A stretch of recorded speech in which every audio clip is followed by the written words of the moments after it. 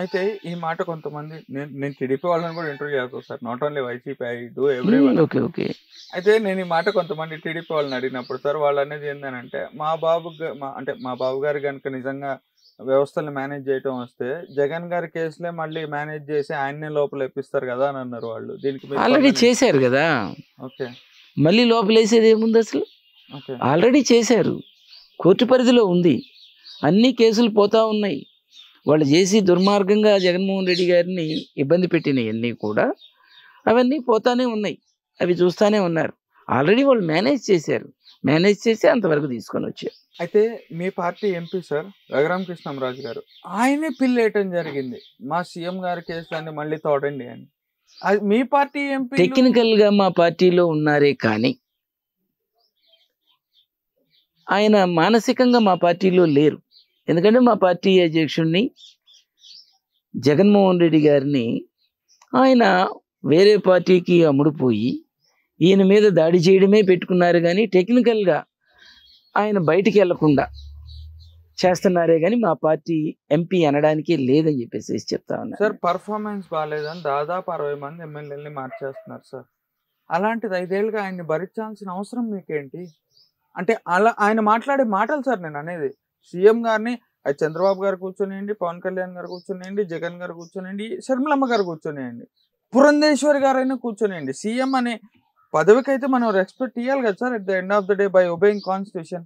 Okay, మీ party ఎంపీని CM గారిని అంత మాటలు అంటే ఢిల్లీ లెవెల్లో కూర్చొని మాట్లాడుతున్నారంటే అక్కడ ఆంధ్రప్రదేశ్ పరువు పోవటమే కదా సార్.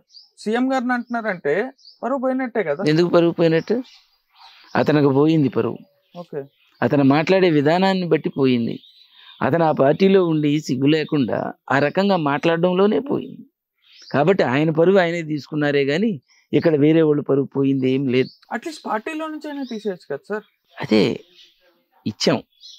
ఓకే, ఈ రోజున రఘురామకృష్ణరాజు గారిని ఏమీ చేయకుండా ఎంత దిగజారిపోయేటట్లుగా చేశారో జగన్మోహన్ రెడ్డి గారు, జగన్మోహన్ రెడ్డి గారి స్ట్రాటజీ అదే.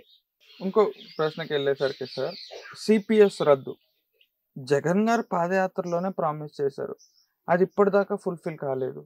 అపోజిషన్ పార్టీస్ మెయిన్ ఎజెండా సిపిఎస్గా చేస్తున్నాయి. దీనిపై ఒక ఎమ్మెల్యే అభ్యర్థిగా మీరేం చెప్తారు? దానికి సంబంధించి గతంలో వాళ్ళందరూ కూడా సీఎం గారితో మాట్లాడడం జరిగింది. దానికి సంబంధించి వాళ్ళ సంఘాలందరితో మాట్లాడి వాళ్ళకి ఏ రకంగా అయితే ఉపయోగం జరుగుతుందో అవన్నీ కూడా వాళ్ళతో మాట్లాడి వాళ్ళని ఒప్పించి వాళ్ళందరి చేత పాలాభిషేకం కూడా చేయించుకున్నారు. కాబట్టి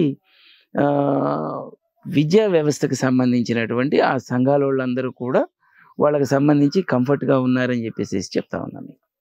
అయితే సార్ వైఎస్ఆర్సిపి ప్రభుత్వం తీసుకొచ్చినటువంటి కొన్ని పథకాలు మాత్రమే కాకుండా స్కీమ్స్ ఉన్నాయి సార్. ఫర్ ఎగ్జాంపుల్ ఈ ఫిష్ స్టాల్స్ ఎంత ట్రోల్ చేశారో దాన్ని అంత ట్రోల్ చేశారు సార్. నేను చెప్తున్నా అంటే అక్వాటిక్ స్పీషీస్ మీద కానీ లేకుంటే అక్వాకల్చర్ మీద ఇంట్రెస్ట్ ఉన్న వ్యక్తిగా చెప్తున్నాను, చాలా మంచి ఇనిషియేట్ సార్. వాళ్ళని అంటే ఆ కమ్యూనిటీని కొంచెం తక్కువగా చూసే దగ్గర నుంచి ఇప్పుడు సార్ వరల్డ్ లెవెల్ స్టాటిస్టిక్స్ కనుక తీస్తే Andhra Pradesh is one of the biggest exporter of shrimp అంటే ప్రాన్స్, రొయ్యలు, fish A level A+ grade సముద్రంలో దొరికేటువంటి A+ కేటగిరీకి సంబంధించినటువంటి చేపల్ని ఎక్స్పోర్ట్ చేయడంలో one of the biggest competitor of world Andhra Pradesh అనేది. అలాంటి ఆంధ్రప్రదేశ్లో రాయలసీమ ప్రాంతంలో చేపల కూర వండుతున్నారంటే అదో పెద్ద అసలు ఆ రోజు ఏదో జరిగిందని అనుకుంటారు. అలాంటిది ఇప్పుడు మంచి ఇనిషియేటివ్ తీసుకొచ్చారు సార్. అలాంటి దాన్ని కూడా ట్రోల్ చేసినప్పుడు ఎలా చూడొచ్చు దీన్ని? అసలు ఏం ట్రోల్ చేస్తున్నారు?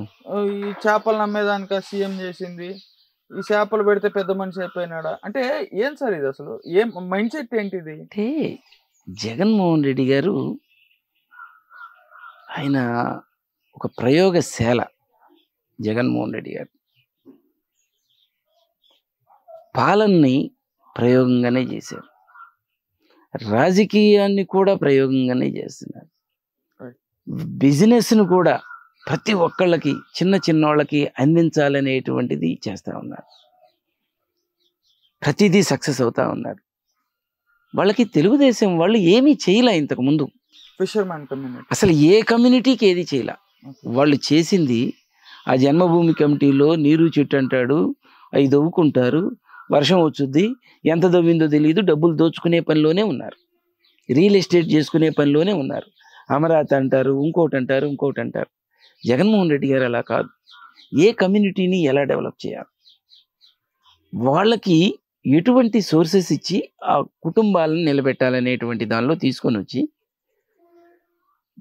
ఫిష్ మార్కెట్ ఎలా చేసుకోవాలా వాళ్ళకు లోన్ ఇవ్వడం. అందరు అంటారు చేపలు పట్టుకోవడం నేర్పాలి కానీ చేపలు తినడం నేర్పకూడదు అని చెప్పేసి అంటున్నారు. నేను ఒకటే అడుగుతున్నా, చేపలు తినాలంటే చేపలు పట్టుకోవాలా? ఆబ్వియస్లీ. చేపలు పట్టుకోవాలంటే మామూలుగా చేత్తో పట్టుకుంటే వస్తాయా? దానికి ఒక గాలం కావాలా, దానికి ఒక ఎర్రనెయ్యాలా, లేదా వల కావాలా, లేదా ఊతలు కావాలా, లేదా ఒక బోట్ కావాలా, దానికి సంబంధించినటువంటి ఇన్స్ట్రుమెంట్ కావాలా. ఏది చేయాలన్నా అవి కొనుక్కోవడానికి లేనటువంటి వాళ్ళు చేపలు పట్టుకోవడానికి నేర్పడమే ఆ ఇన్స్ట్రుమెంట్స్ ఇవ్వడం జగన్మోహన్ రెడ్డి గారు.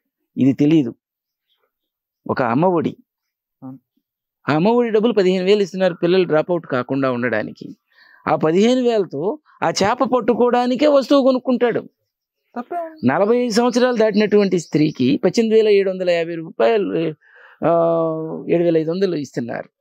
18,750 రూపాయలు ఇస్తున్నారు సంవత్సరానికి. ఆ అమౌంట్ని ఈ చేపలు పట్టుకునే దానికి ఉపయోగపడే వాటికి ఉపయోగించుకొని కుటుంబాలు ఎదుగుతాయని చెప్పేసి జగన్మోహన్ రెడ్డి గారు చేస్తున్నారు.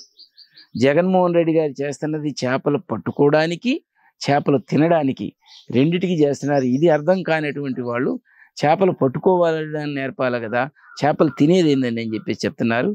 ఆ గాలం లేనటువంటి వాళ్ళకి, ఆ వల లేనటువంటి వాళ్ళకి తెలుస్తుంది ఆ బాధ.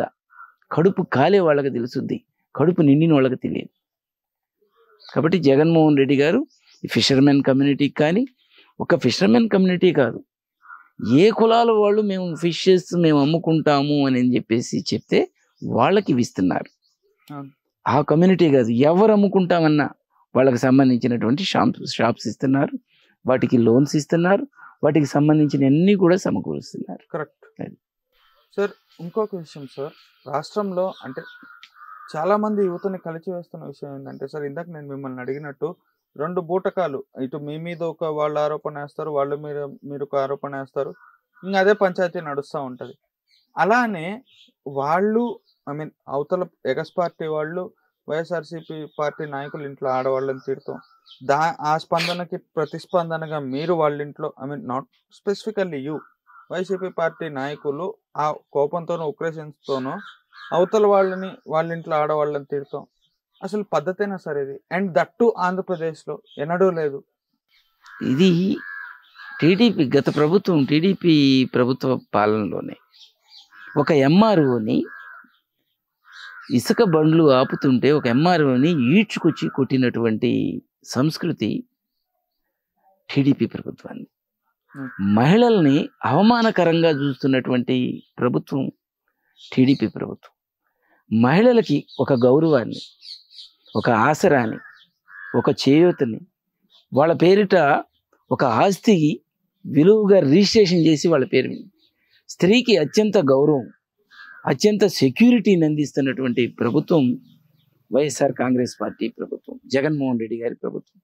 కాబట్టి చంద్రబాబు నాయుడు గారు మహిళల్ని దూషించడం అనేది, రోజా గారిని ఏ రకంగా దూషించారో అసెంబ్లీ సాక్షిగా మీరందరూ చూసే ఉంటారు. ఆమెను ఎంత వరకు రోజా గారిని అవమానపరిచారో చూశారు. మహిళల్ని అతి తక్కువగా చూయించడం అనేది చంద్రబాబు నాయుడు గారికి చెల్లుబాటు అవుద్ది, తెలుగుదేశం ప్రభుత్వానికి చెల్లుబాటు అవుద్ది. దానికి సమాధానం చెప్పకపోతే చాలా ఇబ్బందికరమైనటువంటి పరిస్థితులు ఉంటాయి. కాబట్టి ముళ్ళుని ముళ్ళుతో జయించాల, మోసాన్ని మోసంతో జయించాల, వజ్రాన్ని వజ్రంతో కొయ్యాల. మన కుటుంబాలను అడిగితే అంటే ఆ బాధ తెలుసుద్ది. కాబట్టి అక్కడక్కడ ఎవరైనా దానికి సమాధానం చెప్పడం ద్వారా బాధపడేటువంటి కుటుంబాలు ఉంటే ఉండొచ్చు. ఒకవేళ అది కూడా దాన్ని కూడా మార్చుకుంటే బాగుంటుందని చెప్పేసి చెప్తా ఉన్నాను నేను.